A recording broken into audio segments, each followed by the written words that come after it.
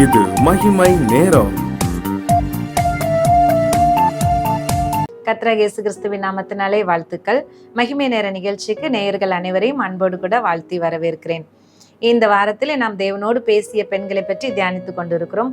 ஒவ்வொரு பெண்களாக அவங்க எப்படி தேவனோடு பேசினாங்க, தேவன் அவங்களுக்கு எப்படி பதில் பேசினாங்க, எப்படி உடனே ஆன்சர் பண்ணி அவங்களுடைய ஜெபத்தை கேட்டு பதில் கொடுத்தாங்க, இப்படி அவங்களோட உறவாடுதல் எப்படி இருந்துச்சு, உரையாடல் எப்படி இருந்துச்சுங்கிறத தான் நாம் தியானித்து கொண்டு இருக்கிறோம்.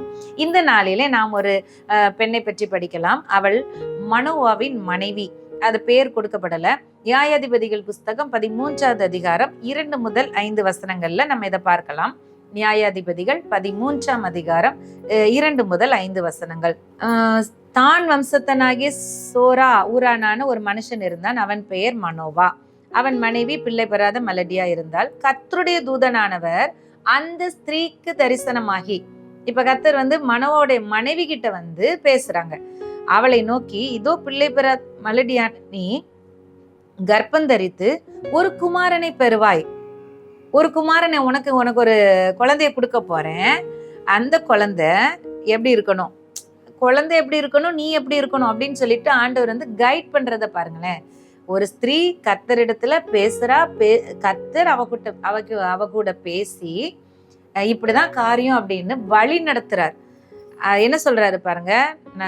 3வது வசனம் 4வது வசனம். ஆதலால் நீ திராட்சரசமும் மதுபானமும் குடியாதபடிக்கும் தீட்டானது ஒன்றும் புசியாதபடிக்கும் எச்சரிக்கையாயிரு. திராட்சரசம் மதுபானம் குடிக்க கூடாது, தீட்டானதை சாப்பிடக்கூடாது, சரியா? அப்புறம் நீ கற்பந்தரித்து ஒரு குமாரனை பெறுவாய்.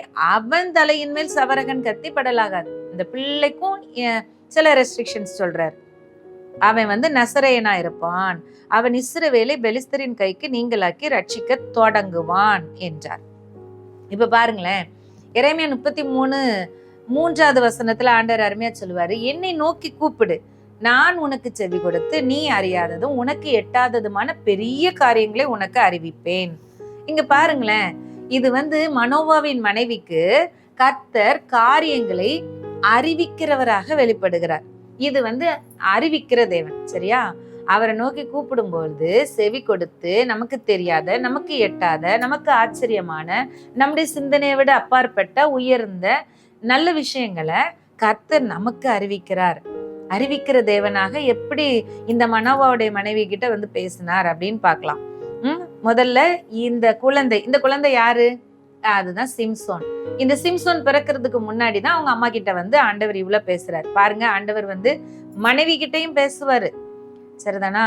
கர்த்தருடைய வார்த்தை இந்த இடத்துல சிம்சோனோட அம்மாவுக்கு தான் வெளிப்பட்டுச்சு.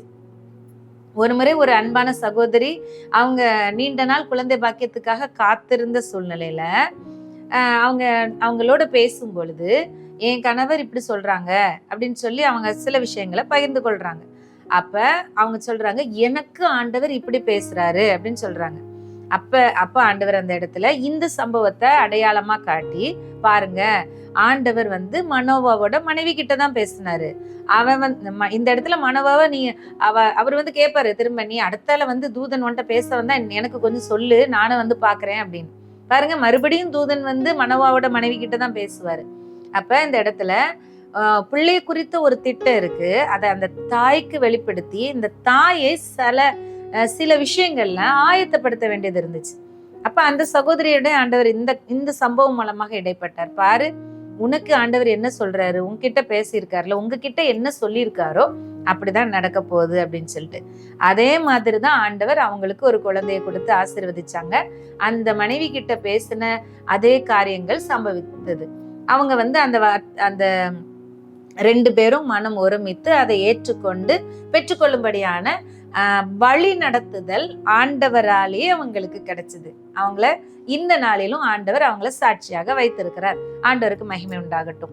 இந்த இடத்துல பாருங்களேன், பிறக்கும் முன்னாடியே இந்த சிம்சோன் பிறக்கிறதுக்கு முன்னாடியே ஒரு தேவ திட்டம் அவன் மேல இருக்கிறத ஆண்டவர் வெளிப்படுத்துறார்.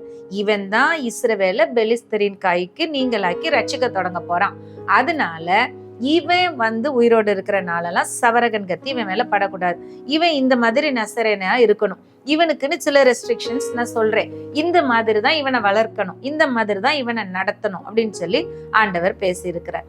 அதே நேரம் அந்த மகனை வளர்ப்பதற்கு ஏற்ற விதத்துல அந்த தாயானவள் எப்படி தன்னை அர்ப்பணித்து கொள்ள வேண்டும், எப்படிப்பட்ட ஒரு அர்ப்பணிப்பு அவளுக்கு இருக்க வேண்டும் என்று சொல்லி ஆண்டவர் அவன் பிறக்கும் முன்னதாகவே அவன் அந்த பெற்றோருக்கு அவர் தரிசனத்துல வெளிப்பட்டு பேசுகிறதை அறிவிக்கிறதை நாம் பார்க்க முடியும்.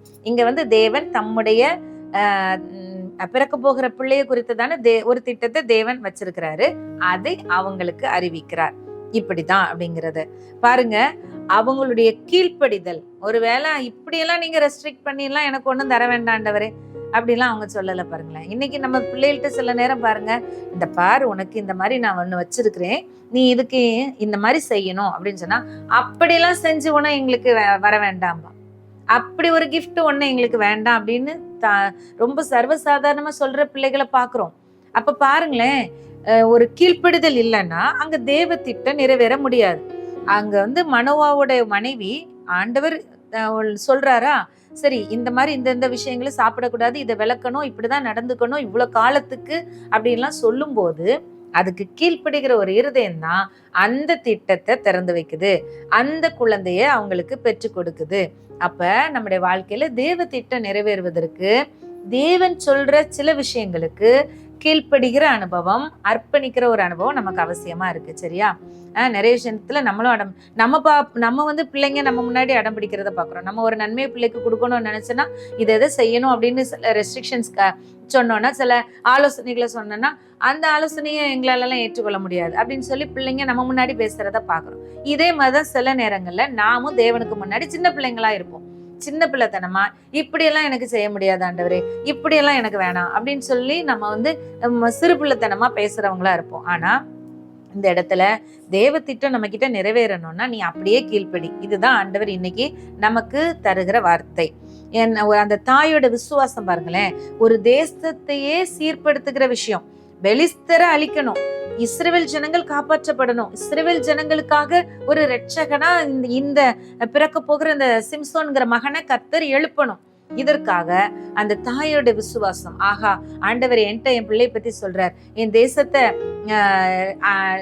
காப்பாற்றும்படி, என் தேசத்தை ரட்சிக்கும்படி, பெலிஸ்தர் கையிலிருந்து விடுதலை ஆக்கும்படி தேவன் ஒரு பெரிய திட்டத்தை வச்சிருக்கிறார், என் தேவன் என்கிட்ட இவ்வளவு பெரிய திட்டத்தை சொல்லி இருக்கிறார், ஆகவே நான் அந்த திட்டத்தை விசுவாசிக்கிறேன், அதற்கு என்ன கீழ்ப்படுகிறேன், ஆண்டோடைய வார்த்தைக்கு என்ன உட்படுத்துகிறேன் அப்படின்னு சொல்லி அவங்க விசுவாசிச்ச விசுவாசம் தான் தேசத்தையே சீர்படுத்துது. பாருங்களேன், அப்படிதான் ஆண்டவர் இன்னைக்கு அப்படிப்பட்ட விசுவாச தாய்களாய் நம்மை பார்க்கிறார். நமக்கு நம்முடைய தேசத்தையே சீர்படுத்துகிற காரியங்கள்ல நம்ம என்னென்ன விதத்துல தேவனுக்கென்று நம்மை அர்ப்பணித்து கொள்ளணும், எப்படிப்பட்ட அர்ப்பணிக்கப்பட்ட சந்ததியை உருவாக்கணும் அப்படின்னு சொல்லிட்டு தேசத்தின் மாறுதலுக்காக, தேசத்தின் ஆசீர்வாதத்துக்காக தேவன் நம்மையும் நம்முடைய பிள்ளையையும் எதிர்பார்க்கிறார். இந்த விசுவாசத்தை நம்ம ஆண்டவர் மேல வைக்கலாமா? நம்ம ஜெபிக்கலாம். அன்பின் ஆண்டவரே, உண்மை துதிக்கிறோம், உண்மை ஸ்தோத்தரிக்கிறோம் அப்பா. ஆண்டவரே, நீங்க காரியங்களே அறிவிக்கிற தேவன். இந்த நேரத்துல நீங்க எங்க கிட்ட காரியங்களே அறிவிக்கிறீங்க ஆண்டவரே. எங்க தேசத்துக்கும் ஆண்டவரே நிறைய மாற்றங்கள், நிறைய ஆசீர்வாதங்கள் உண்டாகணும்ப்பா. நிறைய அடிமைத்தனங்கள்ல இருந்து, நிறைய பெலிஸ்திய கிரியைகள்ல இருந்து விடுவிக்கப்படணும். அப்படின்னா எந்த அளவுக்கு நாங்க ஆண்டவரே உங்க வார்த்தைக்கு எங்களை அர்ப்பணிக்கிறவர்களாக, எங்க பிள்ளைங்களை நீங்க என்னென்ன ஆலோசனைகள் சொல்றீங்களோ அந்த ஆலோசனைகளுக்கு உட்பட்டு வளர்க்கிறவர்களாக இருக்கிறதற்கு எங்களுக்கு விசுவாசம் தாங்க ஆண்டவரே. உமக்கு ஸ்தோத்திரம் அப்பா, ஸ்தோத்திரம். நீங்க இந்த காரியங்கள் எல்லாம் அறிவிச்ச உடனே அவங்க ஏற்றுக்கொண்டு அதை விசுவாசிச்சாங்களேப்பா. இந்த நேரத்துல நீங்க எங்களுக்கு அறிவிக்கிறீங்க, இதை ஏற்றுக்கொண்டு விசுவாசித்து ஆண்டவரே எங்க தேசத்துக்கும் நாங்க ஆசீர்வாதமான சந்ததியை பெற்றுக் கொடுக்க, ஆசீர்வாதமான சந்ததியை உருவாக்கி கொடுக்க எங்களுக்கு உதவி செய்யுங்க. இந்த கரத்துல தருகிறோம், மகிமைப்படுங்க. இயேசுவின் நாமத்தில் பிதாவே, ஆமீன்.